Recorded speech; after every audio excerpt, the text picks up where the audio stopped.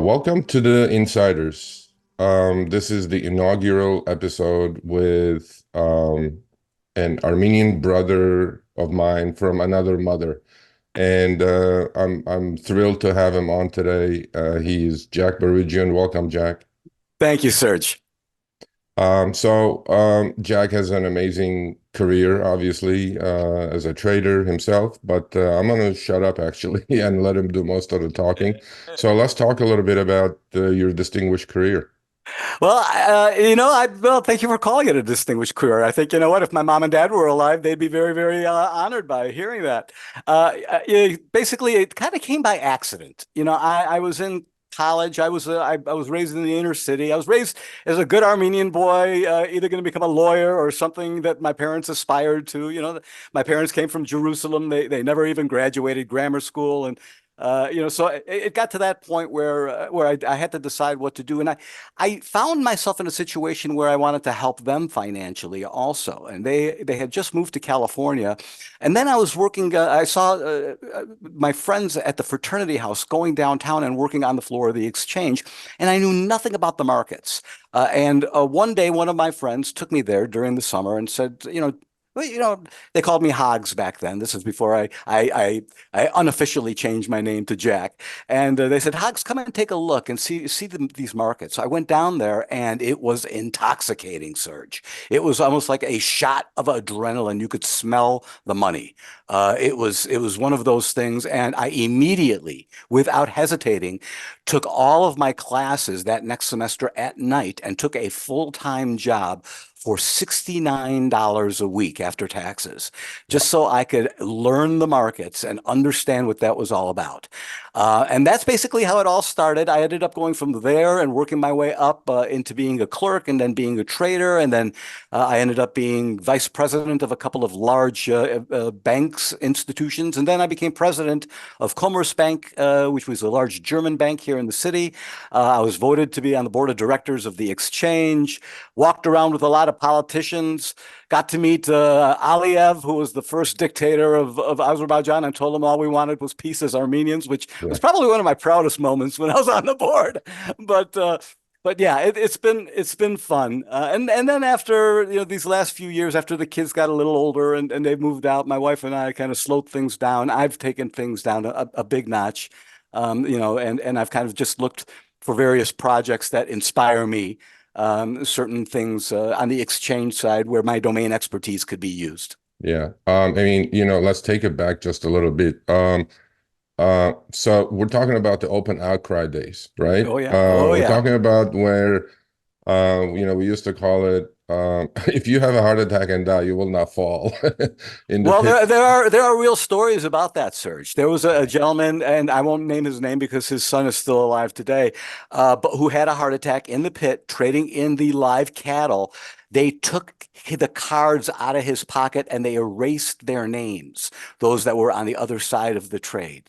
And now, if you think about how illegal that is, number one, number two, just how unethical it is. Here's a guy who's dying on the floor, and all you're doing is making sure that he hasn't traded with you in during the course of the day. The other story that really made me realize the floor was a lot different was when I was first down there, and I had come from a fairly rough neighborhood. I saw a lot of people, that were physically in altercations, and there was a retired football player named Seals. And this guy was about 6'8". He was a big African-American gentleman. He was huge. And there was a guy named Lefty was his badge. He was an outfit guy. Everybody knew he was mob related here in the city. And he was the broker. And this guy, this Dan Seals, stole a trade from him. Now, stealing a trade would be if I were trying to buy the trade, you see me doing that and you take it Yeah. instead of directing traffic. Okay. Now and then, or worse yet, you make me a higher market. Now you're trying to make money off of me. He saw that. He calls this guy out, pulls him over, and gives him a left hook and knocks him out. Now, this happens right in front of me on the floor of the exchange. Back then, it's a membership organization. The security guard came by and he goes, and his guy name was Schulte. He goes, Mr. Schulte, this is going to cost you a couple of $100. He pulled out $100 bills that would choke an elephant, okay, threw about $1,000 on the prone body and turned to the security guard and said, when the son of a bitch gets up, I'm going to hit him again. for the next five, right? Yeah, So exactly. So yeah, it taught me that the world was a little different. It was the blue collar end of the financial world, but it taught you a lot. It taught you yeah, about market structure, and it taught you a lot about how the world worked, especially at that grassroots level. And then eventually it morphed and it evolved. yeah. We're talking about obviously the futures market at the moment, right? And how many? I mean, what types of markets did you trade? The S&Ps was primarily the equities, Okay. NASDAQ, mid cap, Russell. These were the markets that I helped create when I was on the board of directors. I was also chairman of the equity index committee. So these were things that I knew very well. But I dabbled in other markets. If I saw a big trend going on in beans, for example, if we knew it was going to be a hot summer and we thought that beans were going to be in the teens, we used to say. Yeah, So I would trade in markets that I really did not understand all that well. yeah. But knowing the futures, you know that when something starts to break out, you want to be in that market. Yeah, I mean, we'll talk about trading and we'll talk about trends and things like that. But so for the audience who's watching this is going to watch it later, we're going to have two episodes, right? Because Jack is, graced me with his presence. I mean, I really feel like I'm in the presence of royalty here because Oh, some of you may have actually seen Jack on CNBC as well, but we'll talk about his CNBC days later. The reason I'm saying that is because, you don't run into traders who have started from literally being a runner on the exchange to being the, president of an exchange or being the president of a bank, in charge of futures and trading. So, you guys will learn a lot from what it was and what it is today. So that's the trading in the old days. And then you've seen the progression of trading, right? I mean, yep. like obviously technology has come into play, and today those exchanges, unfortunately, they don't exist. And Well, what the they do humans, they do electronically, Serge. yeah, Remember, everything that's being traded now is being traded electronically, but it goes through the exchange's matching engine and central limit order book and everything that they've all that infrastructure, the hundreds of millions of dollars that they've built in futures. And no, I futures was are, talking more yeah. like the human interaction Oh, that, oh, absolutely. You're the 100% right. trader, the for top step, lower step, the Yep, signals, all that that noise. changed. Because when I first started, I started as a runner on Comex, right? Oh, In yeah, the Twin Towers, where unfortunately they're not there anymore. that's right. And that was exactly the same thing with me. I mean, it was intoxicating. I mean, just Yeah. like the adrenaline rush just never stopped. And then after the markets were closed, I was still so high, I didn't know what to do with myself. Well, remember, it's the only business back then. It was the only business in the world where you could make $10,000 in the first half hour of trading and then walk out for the rest of the day and you're done. Yeah, And people would say, "What are you doing?" They're like, yeah, I'm done. I'm done for the day. I'm yeah, not gonna risk anymore." yeah, And I would find that just absolutely amazing. That we would call them, monthly millionaires because they would just print money. These guys were people that knew the market that well. They were able yeah, to understand and just work the ebbs and flows. They knew, and see, remember back then it was a physical edge. And an edge is if it's a two bid at three and somebody sells you twos, you're either doing one of two things. You're either selling threes or you're scratching twos. All yeah, right. And when you're a member of the exchange, it costs you nothing to scratch that trade, yeah, unlike if you're a customer of the exchange. So that's really what the edge is. That literal, that physical edge that existed now is turned into a technological edge, if you yeah, think about it. And that's yeah. really where it's kind of morphed. Yeah, absolutely. Yeah, edge is definitely one of the most important things out because you have to have an edge as a trader. If you don't have an edge, you're not going to make money. And you have to figure that out on your own over years and years and years of doing it. I mean, That's right. I look at a lot of these newbies, these days, they just don't know the history of trading to start with because they're so used to, let's say, ZIRP and, zero interest rate policy. They haven't seen a down market keeps going up. I mean, anybody can make money when the market's going up. You can throw a dart and make money, right? So, but let's talk a little bit about you just started actually the evolve how the trading has evolved over the years, right? And I mean, being a part of a bank, obviously, you probably started a lot of that movement yourself. So let's talk a little bit about that. Well, it all came about, believe it or not, when the Board of Trade landed the Dow Jones futures contract, which was something that I remember. And I was on the board of directors of the CME group at the time. And they had me doing everything. And I was the youngest member of the board of directors. And I was on the executive committee, the strategic planning committee, this, that, inshallah, whatever it was, I was on it. So finally, they came up and they said, we've got an idea. We want to electrify these markets. And I said, well, explain that to me. They said, we want to take them and trade them electronically. We want to keep them in track of what we're doing on the floor, but give people the option and open up the exchange to the rest of the world. And I thought it was brilliant. Yeah. I thought it was brilliant. Now, here was the problem. You have guys in the pit that are making $20-30 million a year trading, and you've got to convince them that it's the right idea for everybody else. Yeah. All right. Because if we don't cannibalize ourselves, somebody else is going to do that, whether it's out of Europe or whoever the case might be.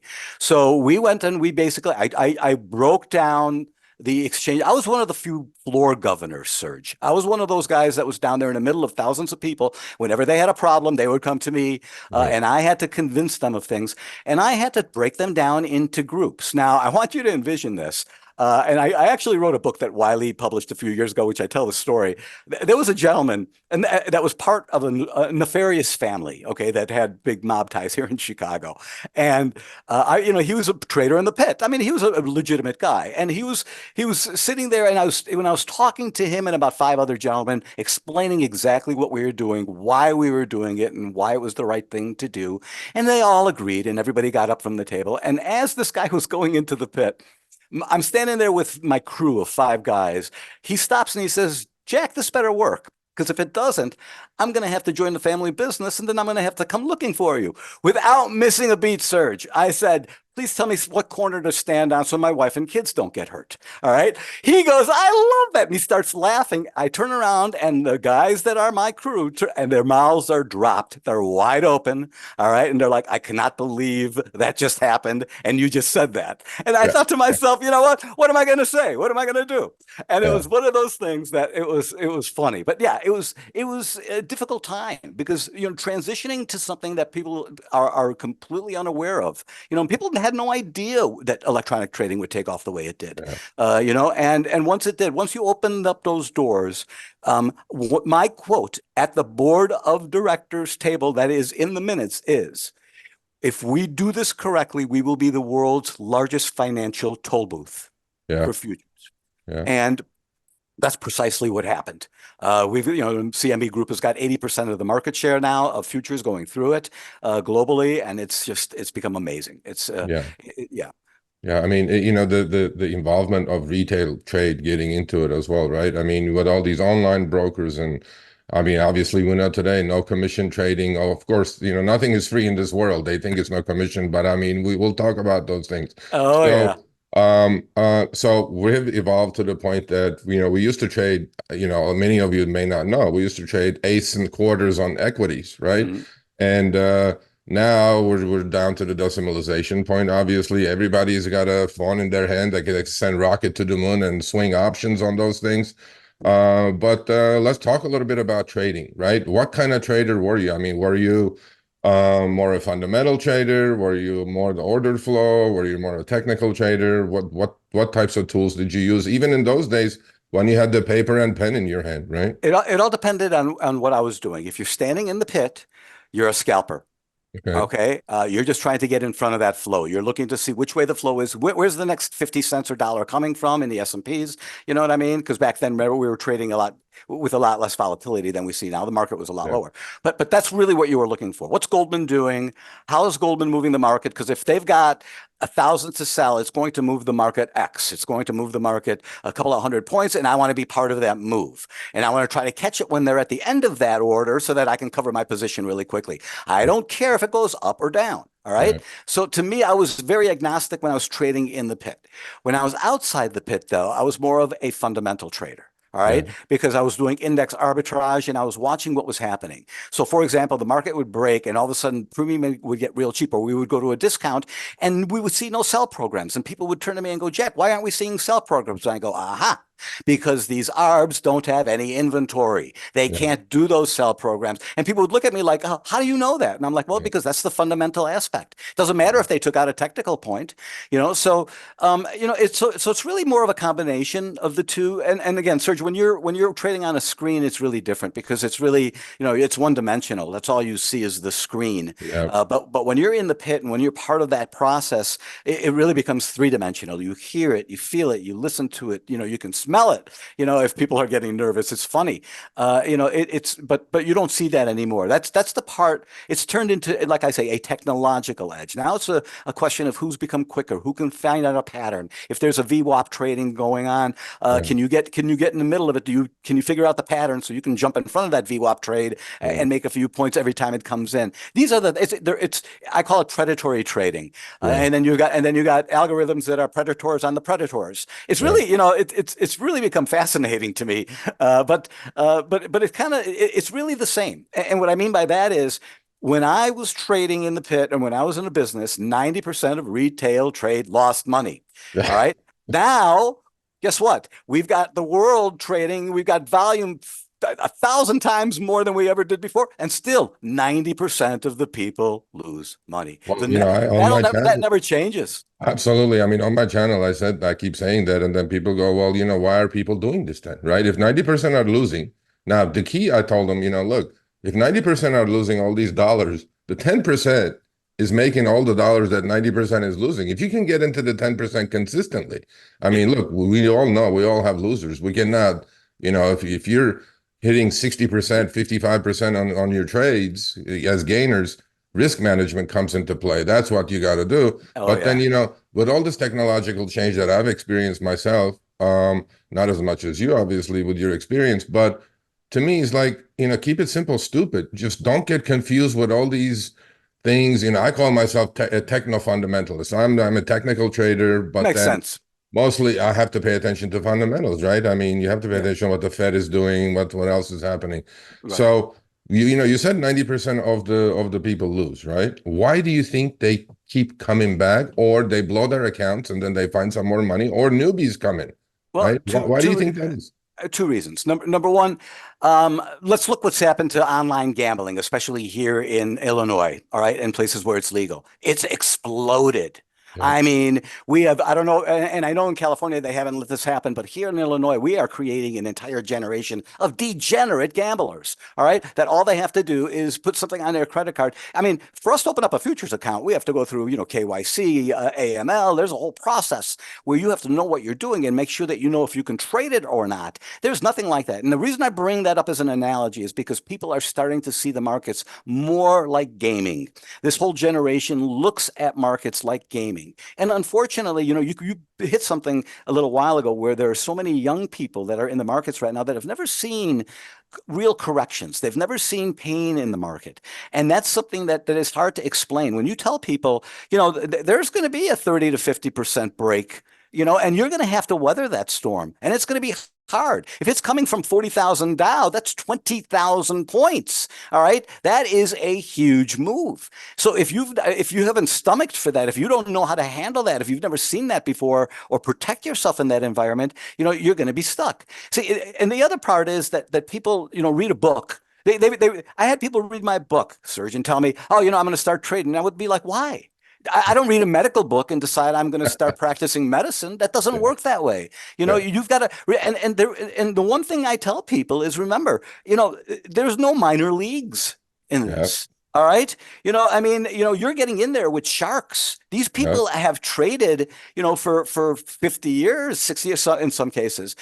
There's a reason why Citadel makes so much money, why the Yeah. derivatives groups in Goldman and at Chase, at JP Morgan Chase make so much money Yeah. because we are the prey. That's Yeah. why 90% of the people lose I money. mean, look, I say exactly that because people know what I do, right? And they go like, give me a tip, do this. I go, tips are at the horse races. We don't have any That's right. tips. I That's go, right. look, if you want to trade, I have a favorite movie of mine, called Days of Thunder, right? Right. And there was this hotshot NASCAR driver in Tom Cruise, and he was winning every other race. And then he comes to NASCAR, and then all the good old boys tell him, now you go get your own car and get on the track and let's see what it is. Because a lot of people, they paper trade Oh, Hmm. I made money this, I made money and then and that. But once you put your money on the line, you're dealing with guys like me and you Yep. who are going to eat their lunch before their dinner. That's what's Well, going to well, happen. there is no such thing as paper trading. See, that's the one thing I tell people. All Yeah, right. Paper trading will never teach you, it might teach you how the market acts. All yeah, right. But it can't teach you anything about the emotional side of trading, which is probably the most important part. All right. Knowing how to lose money is probably the hardest thing to do. yeah, Honestly. All right. I mean, when you make money, everybody can make money and be happy. Try to lose money and be happy. It's yep, impossible. All yeah, right. But there have been times where I've lost money and I've been happy because yeah, I could have lost a lot more, yeah, if I had gotten stubborn. So it's one of those things. It's all relative. You have to think about it. And of course, the other thing that always bothers me is when somebody says, "Well, I'm trading with house money." There is no house money. If you've made the money, it's in your account. It's yeah, your money. It's not yeah, house money. If so, once you start putting that in your head, you realize it doesn't make sense. Okay. yeah, This again, it's not a casino. And even in a casino, it's not house money. Once you've absolutely. made the money, it's your money. All right. So, it's one thing to understand money management. It's another thing to be frivolous. All right. With position trading, with trading in general, because people are turning it into gamification. Look at GameStop, look at some of Yeah, these meme stocks, look at Bitcoin, yeah, look at some of the stuff that in my old 63-year-old mind is outrageous. yeah. Okay. And yet it still happens on a daily basis. Yeah, I mean, we're going to talk about that in the next second episode about Bitcoin and, Mhm. these meme stocks and things like that. But, personally speaking, I've traded everything myself. And what I figured out is where my best success is in swing trading or position trading. I take some positions, I trim it. And as you said, I agree with you 100%. The best trades I have ever made. You buy something right away, you're in the hole, right? Yep. The best trades I have ever made is when that trade comes back to break even, take the break even or take a little bit of a hit because that thing is going to be a mental drain on you. Like you would have a screen, you would have 50 stocks on it. 48 would be in your favor, two would be in your, against you, and your eye would be just stuck in those two as That's opposed to enjoying exactly the right. 48. You know what? You can't. You're 100% right there, Serge.